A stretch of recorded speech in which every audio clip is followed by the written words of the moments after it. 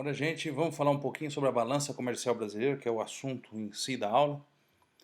E a balança comercial brasileira, assim como a dos países menos desenvolvidos, ela geralmente tem superávit. Ou seja, as exportações de mercadorias são maiores do que as importações. E isso é quase que uma obrigação, porque esses países eles perdem muito com outras balanças. Então eles têm que atrair um pouco de dólares a partir da exportação de suas mercadorias.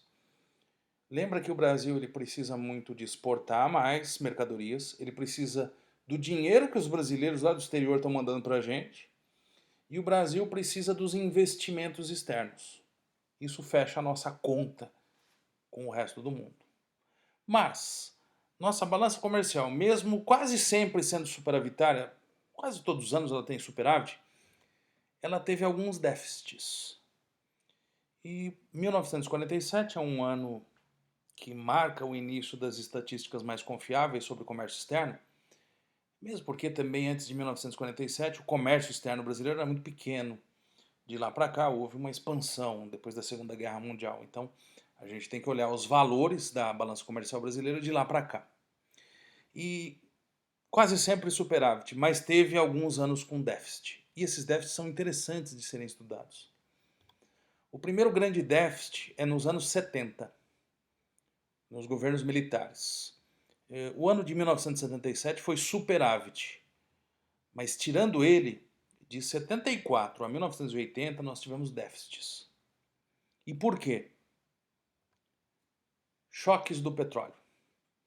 Lembre-se que o Brasil importava muito petróleo nos anos 70, mais de 80% do nosso consumo era importado, e o petróleo ele subiu duas vezes de preço.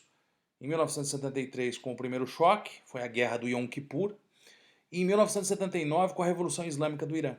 Então o Brasil comprava muito petróleo do exterior, o preço do petróleo sobe, o Brasil tem déficit. Isso foi muito ruim, isso fez com que o governo tivesse que incentivar nos anos 80 as exportações brasileiras para vencer esse déficit. Mas nos anos 80 funcionou porque o petróleo caiu de preço e o Brasil começou a exportar muito produto agrícola nos anos 80. Tá? Mas nos anos 90 tivemos mais um novo déficit, de 1995 a 2000. Por que o déficit da segunda metade dos anos 90? Aí são dois motivos. Primeiro porque o Brasil adotou uma nova moeda, o real, e era uma moeda valorizada. Ainda é, se você for parar para pensar. O real ele vale muito. E quando uma moeda se valoriza, é interessante porque ela segura a inflação, que era o grande problema que o Brasil tinha no começo dos anos 90, mas ao mesmo tempo ela encarece o produto brasileiro para o exterior. Porque se a nossa moeda é valorizada, o nosso produto fica mais caro. Então, as exportações tendem a diminuir. E ao mesmo tempo, o Brasil nos anos 90 ele se abriu para as importações. Alguns vão dizer que isso aqui é um dos elementos do neoliberalismo, outros vão dizer que isso aqui é uma busca de competitividade do Brasil com o resto do mundo. O Brasil se abre para as importações. Então entra mais produto importado, déficit. Dos anos 2000 para cá, praticamente não tivemos mais déficits. Ao contrário, tivemos bons superávites, com exceção de um ano, 2014. Foi um ano de déficit nesse século, vamos dizer assim. E por quê? O real se valorizou muito nos anos 2000. O Brasil se tornou um grande exportador de soja, minério de ferro. E isso trouxe muito investimento para o Brasil. Isso valorizou a moeda brasileira, porque o investidor estrangeiro queria investir no Brasil e comprar moeda brasileira. Isso deixou os produtos brasileiros um pouco mais caros no decorrer da década de 2000 e no começo da década de 2010, isso explodiu. Sem contar que tivemos uma grande crise, que não sei se já se encerrou ou não, mas essa crise ela começa ali mais ou menos por volta de 2013, 2014. Isso diminui as exportações do Brasil, isso daí traz um problema seríssimo para a economia brasileira. Tá? Pessoal, eu posso traduzir tudo isso aqui que eu coloquei neste gráfico. Esse gráfico ele mostra a evolução das exportações e das importações brasileiras de 1980 a 2019.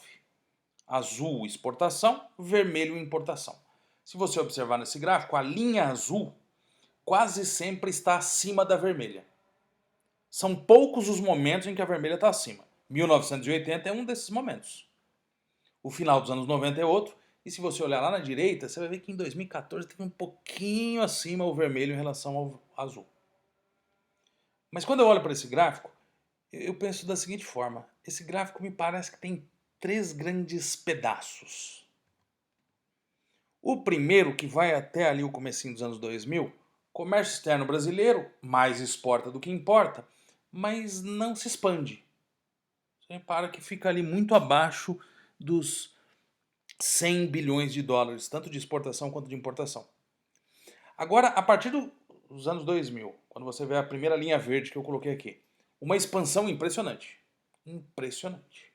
Isso aqui tem muito a ver com a expansão chinesa, que começa a se tornar uma grande compradora de produtos do mundo inteiro, inclusive do Brasil. Então, eu vejo um primeiro momento em que o comércio externo brasileiro não se expande muito. O Brasil, entre aspas, não engata a globalização. Num segundo momento, eu vejo esse crescimento impressionante. Eu chego ali até 250 bilhões, mais ou menos, né, em importação e exportação. Você vai falar, professor, mas tem um momento de queda ali. Mas aquele momento de queda foi uma crise econômica internacional. Todo mundo caiu e o Brasil depois subiu de novo.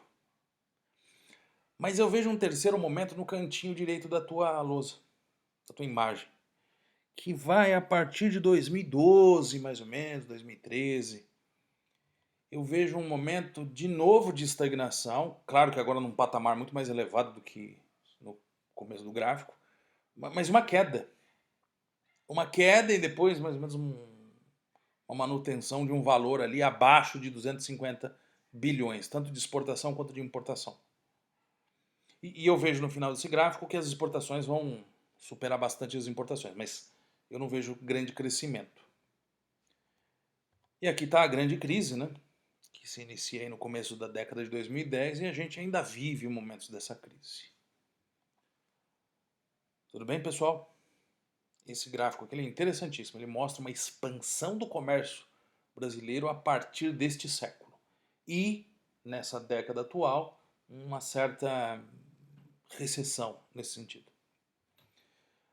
Agora, pessoal, outra parte dessa aula, além de analisar historicamente o comércio externo brasileiro, a gente tem que observar o agora, né? Mas antes de observar o agora, vamos fazer uma síntese desse gráfico em relação aos parceiros comerciais. Para quem que o Brasil comprava, para quem que o Brasil vendia.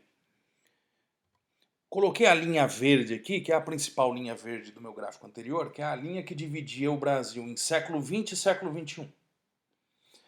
Até a década de 90, o nosso principal comprador de produtos era a União Europeia. O segundo eram os Estados Unidos. Então nós tínhamos aí uma relação muito grande com esses países do norte econômico. E o que a gente exportava para esses caras? Principalmente produto manufaturado, produto industrializado. E em segundo lugar, o produto básico. Mas no século XXI as coisas mudam. O nosso principal parceiro comercial em termos de região do mundo é a Ásia. O principal país é a China. O nosso segundo grande parceiro se torna a América Latina, os nossos vizinhos, principalmente a Argentina. E em relação ao fator agregado, uma inversão também. Agora o Brasil exporta mais básico do que manufaturado. Essa imagem, ela é talvez a imagem mais importante dessa aula. Ela mostra que o Brasil passou por uma mudança muito grande dos anos 2000 para cá. Expandiu absurdamente o comércio, mudou seus parceiros e mudou também o que exporta principalmente. Bom, vamos agora dar uma olhadinha nos parceiros brasileiros mais atuais, em termos de países. Em 2018, o Brasil exportou principalmente para a China, 26,7%. Mais de um quarto das exportações brasileiras em valor para a China. Depois vem Estados Unidos e Argentina. E que produtos foram esses? Soja, petróleo, minério de ferro, celulose, milho, carne bovina e carne de frango. Isso aqui é o ranking dos 7 produtos mais exportados pelo Brasil. Repare que não tem nenhum produto industrializado aí no meio. Claro que o Brasil também exporta produto industrializado, mas entre os principais eles não estão mais.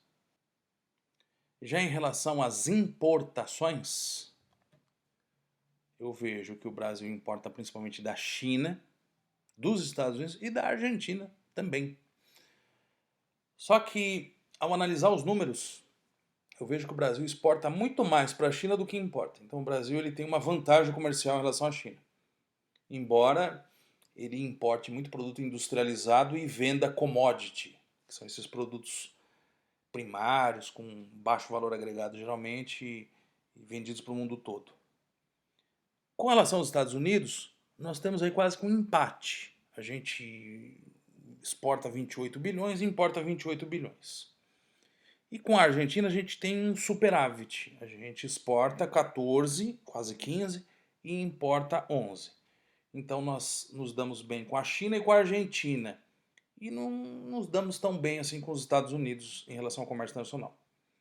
Mas agora, de modo geral, o que a gente compra? Manufaturado, medicamento, óleo combustível. O Brasil tem que comprar diesel e gasolina, embora ele exporte petróleo. Autopeça, informática eletrônica, cobre, que é um produto muito nobre para eletrônica e para informática. Então, nós importamos coisas que têm mais valor agregado. Isso é ruim. Isso não é algo desejável para um país que quer se desenvolver. Muitos estão falando que o Brasil está passando por um processo de reprimarização de sua economia. Nós investimos muito mais nos produtos primários para exportação do que nos produtos industrializados. Então a nossa indústria vai perdendo cada vez mais espaço. E não é exagero. Nossa última imagem dessa aula mostra isso claramente. Esse gráfico eu peguei do site G1, é um gráfico muito legal. Ele mostra lá que em 1980, das nossas exportações, quase 45% eram manufaturados. Esse valor sobe, em 1993 chega num auge, mais de 60% das nossas exportações são produtos industrializados. E de 93 para cá existe uma queda. Repare que no começo do gráfico a queda é de década em década. Até 2010 a gente cai para menos de 40% de exportação de manufaturados. E de lá para cá o valor fica mais ou menos por volta de 40% ou até menos. A verdade é que o Brasil está reprimarizando sua economia. O produto básico está se tornando mais importante para as exportações do que os produtos manufaturados. Tá bom? Pessoal, era isso que eu tinha para falar para vocês sobre comércio externo. Um abraço, boas férias, aproveitem bastante e depois a gente volta para falar muita coisa sobre geografia. Obrigado, hein, gente?